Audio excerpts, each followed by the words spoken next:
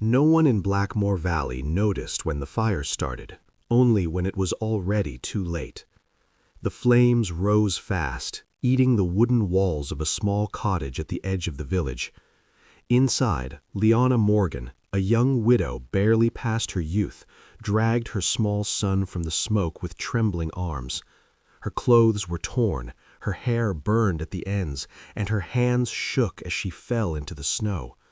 The villagers stood at a distance, silent and unmoved.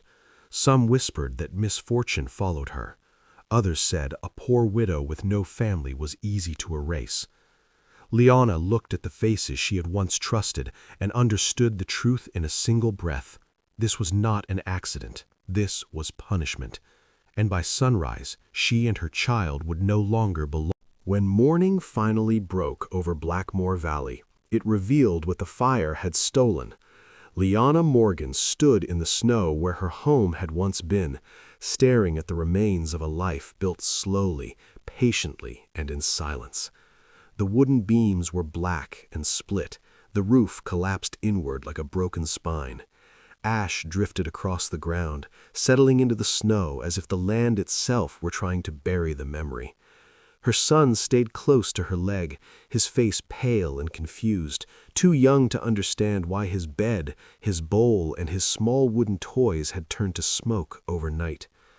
The cold burned Liana's lungs as she breathed, but the deeper pain came from the people gathering around her. They formed a loose circle, careful not to come too close, as though misfortune were something that could leap from her skin. Their whispers carried sharp words: widow, burden, cursed, spoken softly but meant to cut. When Liana asked, quietly and without tears, if anyone would offer her child shelter, the answer was silence. Eyes turned away, doors closed. Even those who once owed her kindness now pretended she was a stranger. The village elder finally stepped forward, his voice steady and cruel in its certainty. He declared that Liana's presence had brought ruin to Blackmoor Valley and that mercy demanded her removal. She was ordered to leave before nightfall, forbidden to return, warned that punishment would follow if she disobeyed. In that moment, Liana understood the truth with terrifying clarity. This was not justice, and it was not fear of God. It was convenience. A poor widow and her child were easy to erase. Holding her son close, Liana did not plead. She wrapped him in the last blanket untouched by fire, turned her back on the ashes of her home, and chose the mountain path. Because the wilderness, however cruel, had never lied to her the way people had. The mountain road began where the village ended, narrow and unforgiving, as if it had been carved to test only the desperate who dared step onto it. Liana Morgen walked slowly, her boots sinking into fresh snow with every step, the cold biting through the thin leather. Her son felt heavy in her arms despite his small body, his weight pressing into her aching shoulders. The wind cut through her worn cloak, stealing warmth from her skin and tearing the breath from her lungs with every sharp gust. Behind her, Blackmoor Valley vanished piece by piece, first the church tower, then the last line of cottages, until only smoke, memory, and silence remained.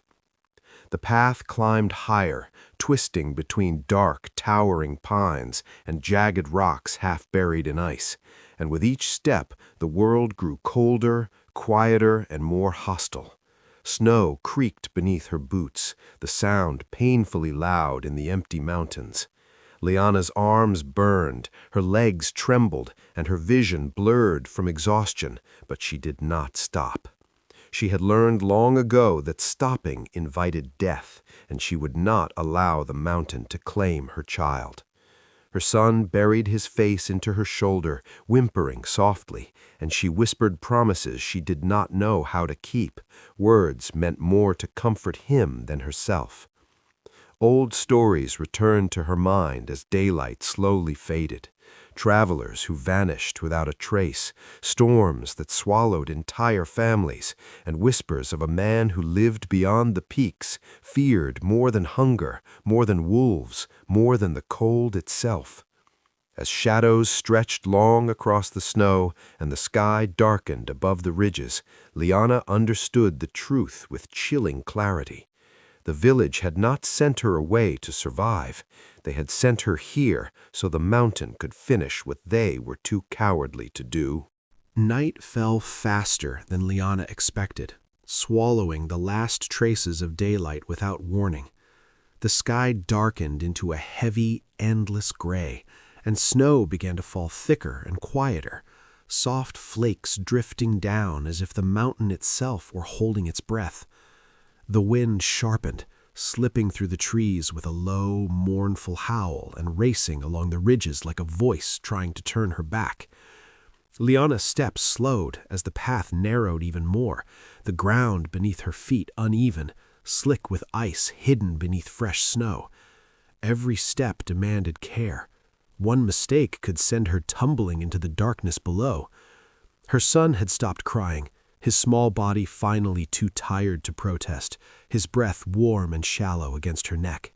She adjusted her grip, afraid to loosen her hold even for a moment. The silence pressed in around her, broken suddenly by the sharp crack of a branch snapping somewhere beyond the trees. Liana froze. She listened, her heart pounding so loudly she was certain it would betray her presence. The mountains were never empty. Wolves prowled these slopes, storms rose without mercy, and worse things were whispered about by those who had never dared climb this high. Then she felt it, the unmistakable sense of being watched. Not hunted, watched. Her skin prickled beneath her cloak, and the air seemed to tighten around her. From deeper within the trees, where the darkness gathered thick and heavy between the pines, a shadow shifted, tall, unmoving, silent. It did not rush toward her. It did not retreat. Whoever it was did not step forward or call out her name. Yet in that stillness, Liana knew with chilling certainty that the mountain was no longer hers alone. She was being seen, measured, and not by the cold. The storm struck without mercy. The wind roared through the trees, no longer whispering warnings, but screaming them, tearing snow from the branches and hurling it into the air like knives. The narrow path vanished beneath fresh ice, and the cold sank deep into Liana's bones, numbing her fingers despite how tightly she held her son. Her steps faltered. The ground slipped. She fell hard to her knees, the impact knocking the breath from her chest. Pain shot through her legs, but fear rose faster. She tried to stand, failed, and pulled her son closer, curling her body around him as the storm closed in. That was when the shadow moved. Not slowly this time, not silently watching. Footsteps crushed through the snow with purpose, heavy and sure, as if the mountain itself had given them permission. A figure emerged from between the trees, tall, broad-shouldered, wrapped in dark furs worn smooth by years of wind and snow. His face was partly hidden beneath a hood, but his presence was unmistakable, solid, unafraid. He knelt beside Liana without hesitation, shielding her and the child from the wind with his body. Strong hands steadied her shoulders, grounding her, keeping her upright. "Stay still," he said, his voice low and steady, cutting through the storm like a blade through cloth. It was not the voice of a man who asked for permission. It was the voice of someone who had survived worse than this.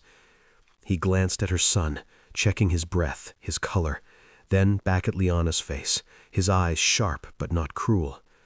The storm raged around them, but in that small space beside him, the wind seemed to lose its power. Liana did not know his name. She did not know where he had come from, but as he lifted her effortlessly to her feet and turned her toward the shelter of the trees, she understood one thing with aching clarity. If she lived through the night, it would be because this stranger had chosen to step out of the darkness. David did not ask where Liana wanted to go. He simply moved, guiding her through the storm as if the mountain were a map already carved into his memory. He took the child from her for a moment, not roughly, not hesitantly, but with practiced care, settling the boy against his chest beneath his fur cloak where the wind could not reach him. Liana wanted to protest, but her legs shook too badly, and something in David's calm authority silenced her fear. She followed him between the trees, stumbling as the snow deepened and the wind clawed at her back. The forest grew thicker, darker, but strangely quieter, as if the trees themselves were shielding them. David led them off the path to a narrow rock face hidden behind hanging branches heavy with ice. With one gloved hand he pulled the branches aside, revealing a shallow crevice in the stone, just wide enough to shelter them from the storm. Inside, the air was still and cold, but mercifully free of wind. David set the child down gently on a bed of dry pine needles, then turned his attention to Liana. He checked her hands, her knees, the color of her lips, his movements quick and efficient, without embarrassment or judgment. "You're freezing," he said quietly, pulling a heavy fur from his pack and wrapping it around her shoulders before she could object. Liana's teeth chattered, and she nodded, too tired to argue. David struck flint against steel, sparks leaping until a small fire caught, its weak flame growing stronger as he fed it carefully. Warmth slowly crept back into the space, chasing the worst of the cold away. The child stirred, breathing easier now, and Liana felt her chest tighten with relief. She looked at David across the firelight, at the lines on his face shaped by wind and years, at the way he watched the storm outside with quiet vigilance, and realized she was sitting beside a man the mountain had not broken. And for the first time since her home burned, she allowed herself to believe that the night might not kill them after all. The storm did not end, but it softened, its anger fading into a distant howl beyond the rock walls. Inside the shelter, the fire crackled quietly, throwing warm light across stone and fur. Liana sat close to the flames, her hands slowly regaining feeling, though they still trembled when she tried to warm them. Her son slept deeply now, his small chest rising and falling in steady rhythm, unaware of how close the night had come to stealing him away. Liana watched him for a long moment, memorizing his peaceful face, then finally allowed herself to breathe. David remained near the entrance, his back half turned toward the storm, listening as much as watching. He removed his gloves and held them near the fire, his hands scarred and rough, shaped by years of cold, work, and survival. The silence between them was not uncomfortable, but it was heavy with unspoken questions. Liana broke it at last. "You knew the mountain," she said softly. "You moved like you weren't afraid of it." David's eyes lifted to hers, reflecting firelight, unreadable. "Fear keeps you alive, but knowing where to stand keeps you breathing." She hesitated, then asked the question that had burned in her since he stepped out of the darkness. "Why were you there?" David did not answer immediately. He stared into the fire as if the flames held memories he would rather forget. "Because people don't come to the high pass by accident," he said finally, "and the mountain has a way of sending the broken where they belong." Liana did not know what that meant, but she felt the weight of it settle between them. In that quiet shelter, surrounded by stone, snow, and fire, two lives shaped by loss sat side by side, both knowing the night had changed something neither of them could undo. Morning came slowly, not with warmth, but with a pale, tired light creeping into the shelter. The storm had moved on, leaving behind a world buried in white and silence, so deep it felt sacred. Liana woke to the sound of wind brushing gently against stone, softer now, almost respectful. Her body ached in places she had forgotten could hurt, but she was alive, and so was her son. He stirred beside her, eyes blinking open, confused but safe. She pulled him closer, pressing her forehead to his hair, whispering thanks she had no name for. David was already awake. He stood outside the crevice, scanning the slopes below as if reading a language only the mountain spoke.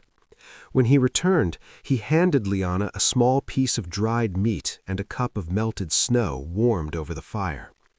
She accepted it quietly, hunger winning over pride. As they ate, the silence between them settled again, but this time it felt steadier, earned. Liana's gaze drifted toward the valley far below, where the village lay hidden beneath smoke and distance. "They burned my house," she said at last, her voice even, almost distant. "Not because I did wrong, but because it was easier than admitting they did." David did not interrupt. He listened. She told him of the night flames took everything, of neighbors who watched and turned away, of promises broken by family who chose safety over blood. When she finished, the air felt lighter, as if speaking the truth had freed something trapped inside her. David nodded once. "The mountain keeps those stories," he said quietly. "Out here, lies don't survive long." For the first time, Liana believed him. They left the shelter after the sun climbed higher, when the snow hardened enough to carry weight without breaking. David moved ahead, carving a careful path through the drifts, testing the ground with each step before allowing Liana and the child to follow.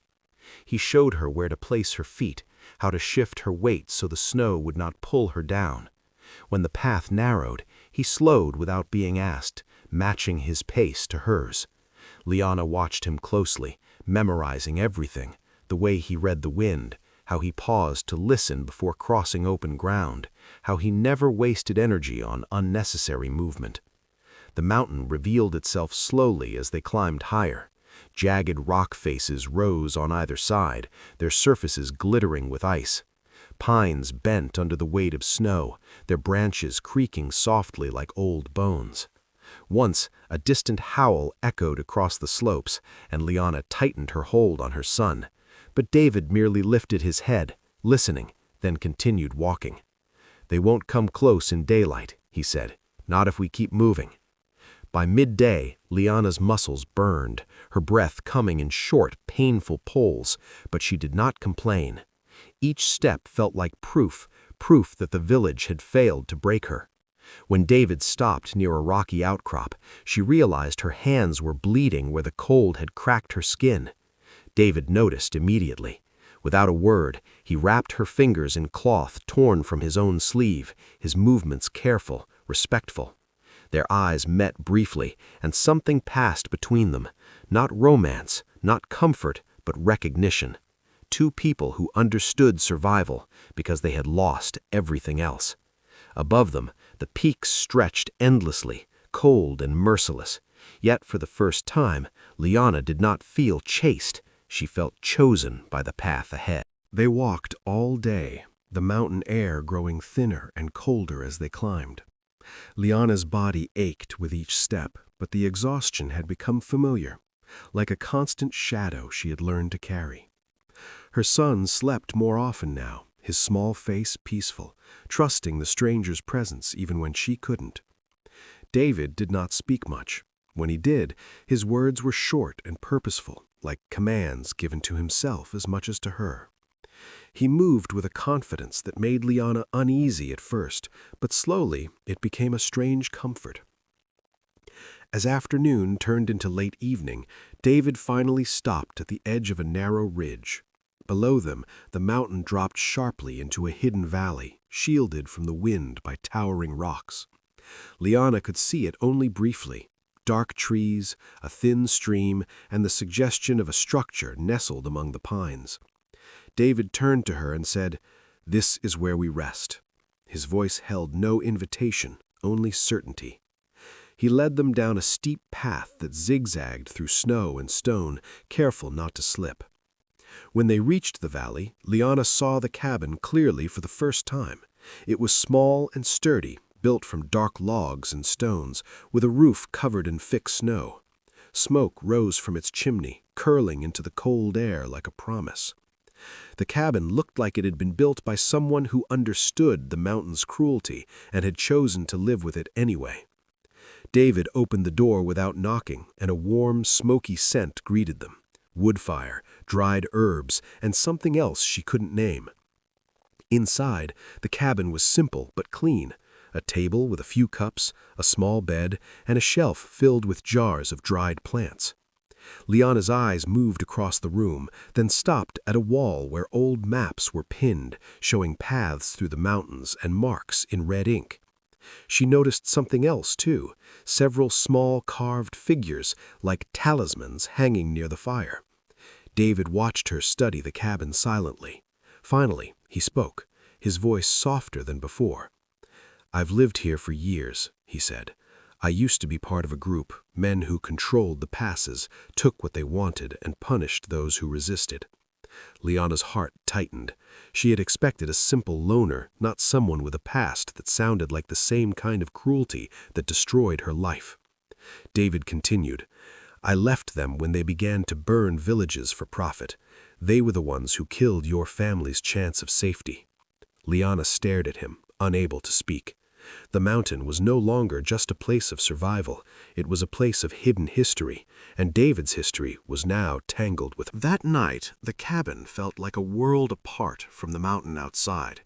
The storm had passed, but the cold remained, creeping through the logs and settling into the corners of the room. David kept the fire alive with steady hands, his eyes never leaving the flames for long. Liana sat at the table, her son asleep on a small bed beside the wall. She watched David move, quiet, careful, almost gentle, like he was afraid to break the peace. She realized then that his strength was not only physical, it was something deeper, like a man who had learned to control the chaos inside himself.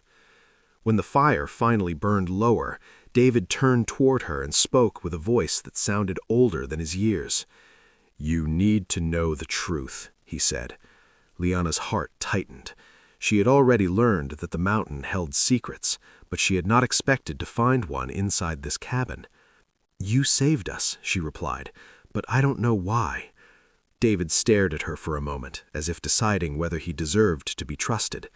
Then he said, "I was part of the group that controlled the passes."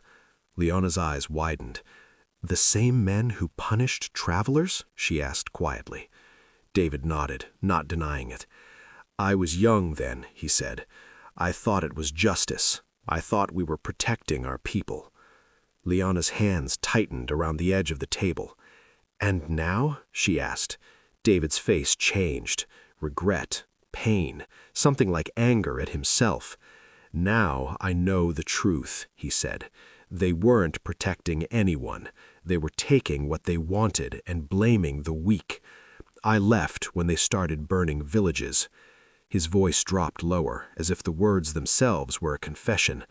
"I left because I realized I was becoming the kind of man I hated." Liana felt a sudden rush of anger and fear. If he had been part of the group that hurt people, how could she trust him? But then she looked at the child sleeping, safe for the first time since the fire, and she saw the truth in David's eyes. He was not proud of his past. He was haunted by it. For the first time since her home burned, Liana felt something like hope, not because the mountain was kind, but because a man who had once caused pain had chosen to protect her instead. The fire crackled, and outside the cabin the wind howled softly. Liana spoke again, quieter this time. "If you left them, why stay here?" David's gaze went to the maps on the wall, then back to her. "Because I needed to be punished," he said, "and because I couldn't leave the mountain without becoming the man I was before." Liana stared at him, her heart heavy. In the silence that followed, she realized that the mountain had not only saved her body, it had brought her to a man who needed. The next morning, the air inside the cabin felt heavier, as if the truth David had spoken had settled over them like a thick fog. Liana tried to eat, but her appetite was gone. Her mind kept returning to his confession, his past, his guilt, the possibility that the man who saved them could also be the kind of man who destroyed lives. She watched David as he moved around the cabin, gathering supplies for the day, dried herbs, a small knife, and a wrapped bundle of bread. He moved quietly, but his eyes never stopped scanning the windows, the door, the forest beyond. He was not only prepared for the mountain, he was prepared for people. Liana stepped outside to stretch her legs. The snow was blindingly bright, and the mountain seemed peaceful from a distance, but peace, she had learned, was always an illusion here. She followed David to the edge of the valley where the trees began to thin. He stopped and pointed toward the far slope where a thin trail of smoke rose into the sky. Liana's heart stopped. Smoke meant fire, fire meant people, fire meant danger. "Those are not travelers," David said quietly, his voice tight. "That smoke is from the village patrol." Liana's eyes narrowed. "They came after me?" David nodded. "They didn't expect you to survive. They expected you to die. But now they know you're alive, and they want the story to end." Liana felt anger rise, hot and sharp. The village had already taken everything from her. Now they wanted to take her life, too, simply because she refused to disappear. David stepped closer, his hand moving to the hilt of his knife. "We must move," he said. "Now." Liana looked at her son sleeping in the cabin, then back at the smoke. Her chest tightened. She understood the truth. The mountain had saved her, but it would not protect her forever. She had to choose. She could stay hidden and wait for the village to find her, or she could fight back, one step at a time. She took a deep breath, and for the first time, she spoke with a steady voice that surprised even her. "I'm not running," she said. "I'm going to face them." David's eyes softened for a moment, and she saw something like pride there. "Then we face them together," he replied. And in that moment, Liana realized the mountain had given her more than survival. It had given her. They moved quickly, leaving the cabin behind like a forgotten dream. The snow was deeper now, and every step felt heavier, as if the mountain was testing them again. Liana's son slept in David's arms, wrapped tightly in a fur cloak, safe and warm. Liana followed behind, her heart pounding with fear and anger. She kept her eyes on the slope where the smoke had risen earlier, trying to spot movement among the trees. As they climbed higher, the forest grew thinner and the wind grew louder. Liana could feel the tension in David's body, his muscles ready, his senses alert. He stopped suddenly, raising his hand in a silent warning. Ahead, through the trees, they saw them. A small group of villagers, dressed in rough winter coats, carrying torches and weapons. Their faces were hard, their eyes cold. They were not searching for food or shelter. They were searching for a verdict. One of the men stepped forward, his torchlight shining on Liana's face. He looked at her with the kind of hatred that comes from fear. "There she is," he spat, "the one who brought the mountain's curse." Liana felt her stomach tighten, but she did not step back. She stepped forward instead, lifting her chin as if her spine had become a shield. "I am not cursed," she said, her voice steady despite the cold. "You burned my home and you left me to die. You are the ones who brought the curse on yourselves." The villagers murmured angrily, but David did not wait for them to react. He stepped between Liana and the group, his posture wide and protective. "She will not return with you," he said, his voice low and controlled. The men laughed at first, but the laughter died quickly when David's eyes hardened. He was not threatening them with words, he was threatening them with certainty.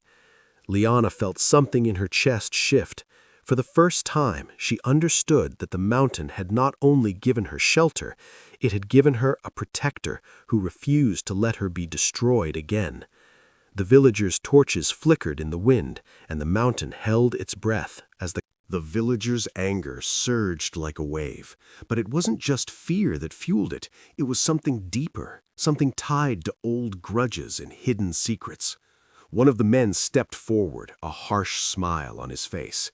"You think you can come back and take what was ours?" he sneered.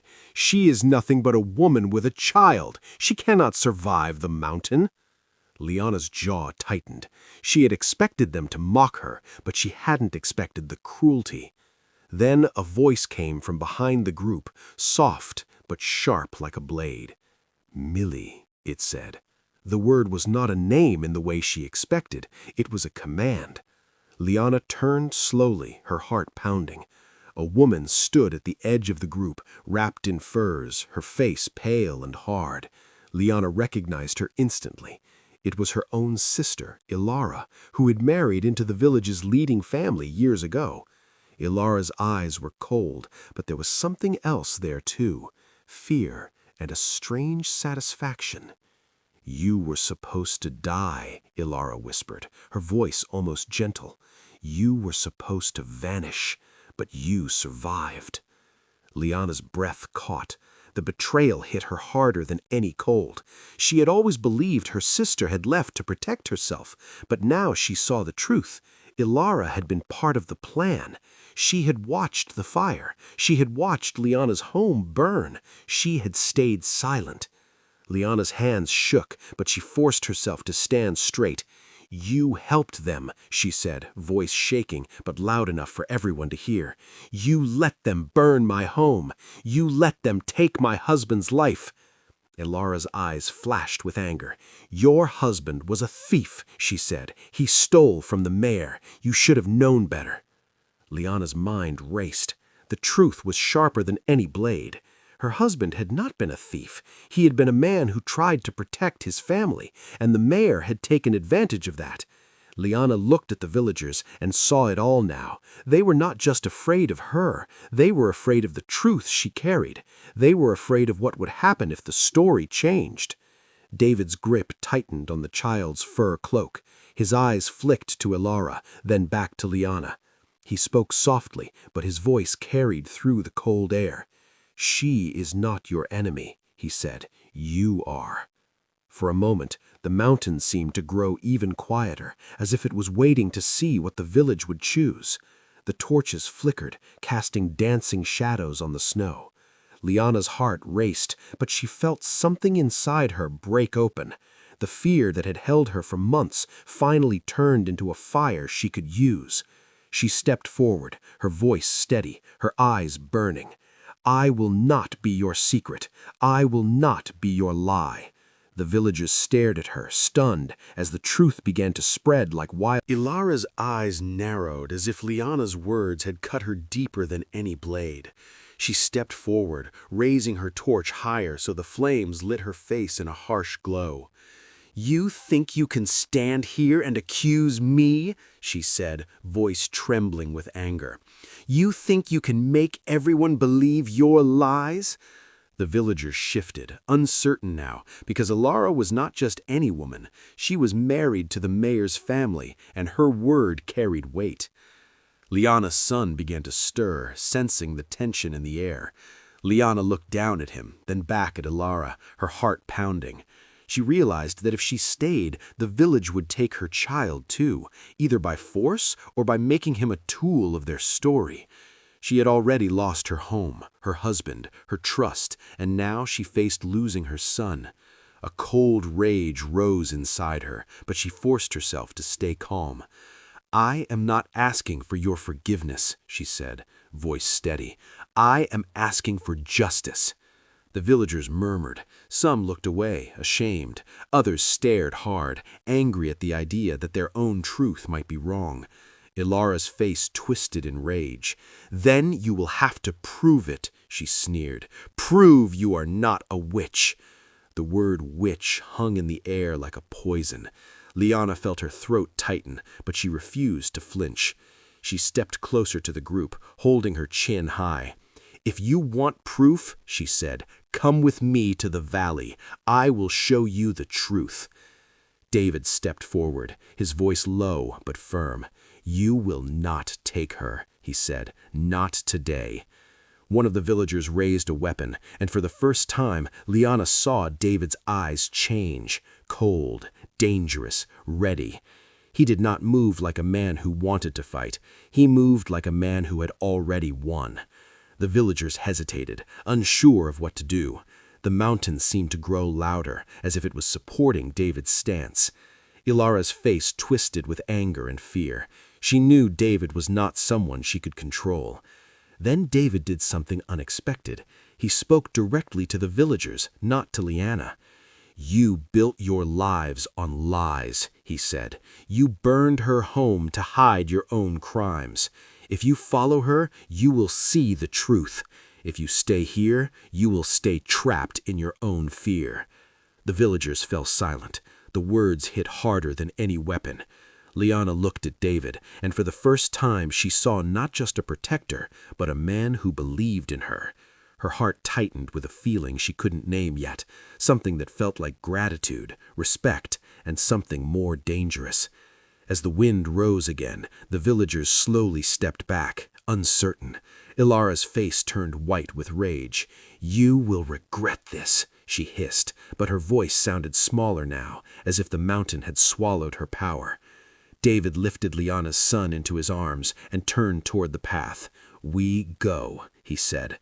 Liana followed, her heart heavy, but her spirit stronger. The mountain was still dangerous, but now she knew she was not. The path down the mountain was treacherous, but it was the only way to escape the village's anger. David moved quickly, his steps sure and fast, guiding Liana through the snow like he was part of the mountain itself. Liana followed, her breath coming in sharp bursts, her mind still spinning from the confrontation. She kept her eyes on David's back, trying to trust him completely, even though her heart still held a small doubt. The child slept soundly in David's arms, safe and warm. Liana watched him and felt a strange mix of relief and fear. Relief because her son was alive. Fear because she realized she had begun to depend on a man she barely knew.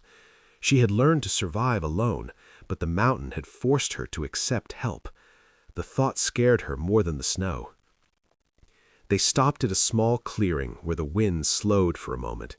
David set the child down gently and turned to Liana. The firelight from the cabin had long gone, and only the pale moonlight illuminated the snow. David's face looked different in the moonlight, softer, more human, as if the harshness of the mountain had been peeled away. He looked at Liana with an expression that was hard to read, but there was something in his eyes that made her heart beat faster. "You're not like them," he said quietly. "You don't belong in their stories." Liana's throat tightened. "And you?" she asked. "Do you belong in the mountain?" David looked away, staring into the dark forest as if he could see something hidden. "I belong where I can make up for what I did," he said. "And right now, that means protecting you." Liana felt a warmth spread through her chest, not from the cold, but from the words. She had expected anger, fear, or rejection. Instead, she found a strange kindness in a man who had once caused pain. For a moment, the mountain felt less like a punishment and more like a place where she could breathe. The wind moved through the trees, and David stepped closer, careful not to scare. They continued down the mountain until the air began to change. The wind softened, and the snow became lighter, almost like a gentle blanket rather than a storm. The trees grew taller and more alive, and the ground beneath them turned from ice to a rough path lined with stones.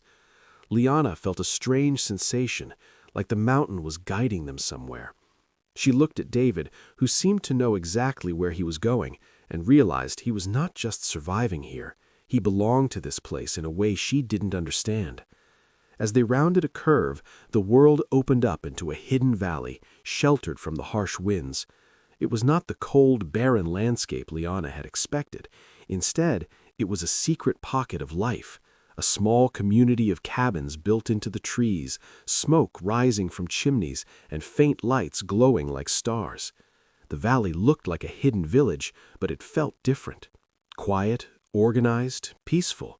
Men and women moved calmly, carrying supplies, tending small gardens, and watching the snow with calm eyes.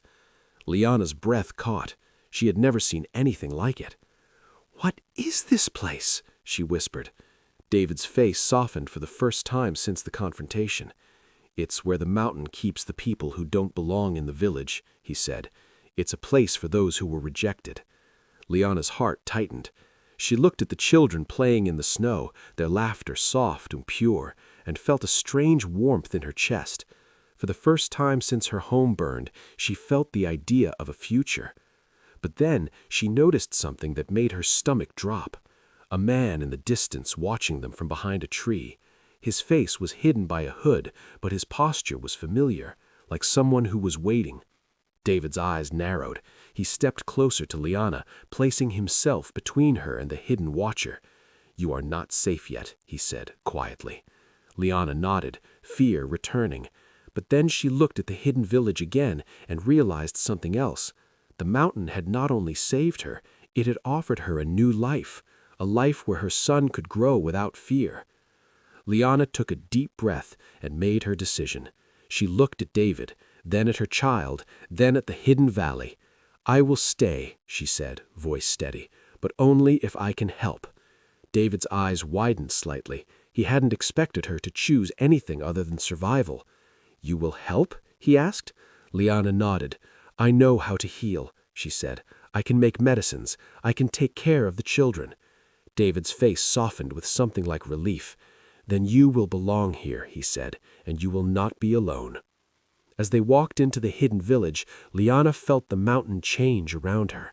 The snow seemed less cruel, the air felt lighter, and for the first time she believed that her story could end not in pain, but in something. The sense of peace did not last long. As night slowly settled over the hidden valley, the air grew tense in a way Liana could feel deep in her bones. The fires inside the cabins burned low, and voices softened, as if everyone understood that darkness demanded silence. Liana sat inside a small wooden shelter, her son asleep in her arms, his tiny fingers curled around her cloak. For the first time in days, he slept without trembling. Yet Liana could not rest. Her mind returned again and again to the hooded figure she had seen watching from the trees. Suddenly, a horn echoed through the valley, low, sharp, and urgent. People moved quickly but without panic, as if they had practiced this moment many times before. David entered the cabin, his face serious. "They followed you," he said quietly. Liana's heart dropped. "The villagers?" she asked. David nodded once. "They believe the mountain belongs to them, and they believe you belong to the fire." From the ridge above, torches appeared, small dots of orange cutting through the dark. Angry voices drifted down with the wind, twisted by fear and superstition. Liana stood, holding her son tightly. Her legs shook, but her spine stayed straight. "I won't run any more," she said. David studied her face, then nodded. "Then you will stand with us." The people of the hidden valley gathered at the edge of the clearing, men, women, elders, and children.